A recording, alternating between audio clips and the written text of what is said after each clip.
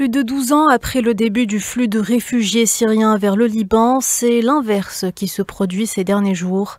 À Masna, à la frontière libano-syrienne, la file de voitures s'étend sur plusieurs kilomètres. Des milliers de familles libanaises et syriennes s'entassent dans des camps de réfugiés, fuyant les bombardements sionistes intensifs qui ont détruit plusieurs régions du pays, du sud jusqu'à la capitale, Beyrouth.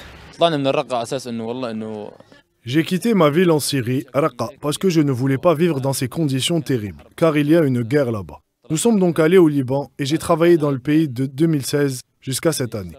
Mais lorsque la situation s'est aggravée, nous avons été obligés de partir rapidement et nous ne pouvions même pas emporter de nourriture avec nous. Au poste frontalier, l'attente est longue. Le gouvernement syrien a déclaré faire de son mieux pour fournir un abri et une aide aux réfugiés qui arrivent.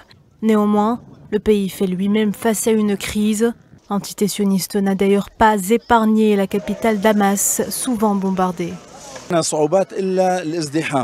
Les principales difficultés sont liées à la surpopulation qui a commencé le premier jour de l'agression israélienne contre nos frères au Liban.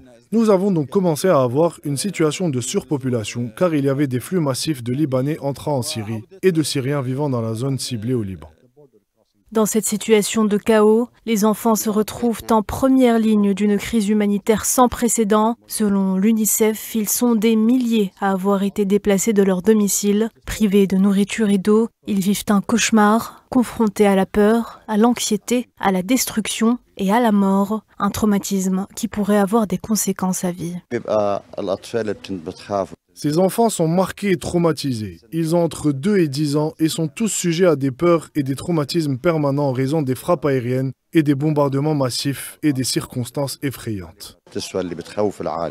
Alors que les agressions sionistes s'intensifient dans toute la région, les civils n'ont plus d'autre choix que de s'évader sans trop savoir vers où se diriger. Les frappes des forces d'occupation ont à ce jour déplacé plus d'1,2 million de personnes, les laissant dans la précarité la plus totale.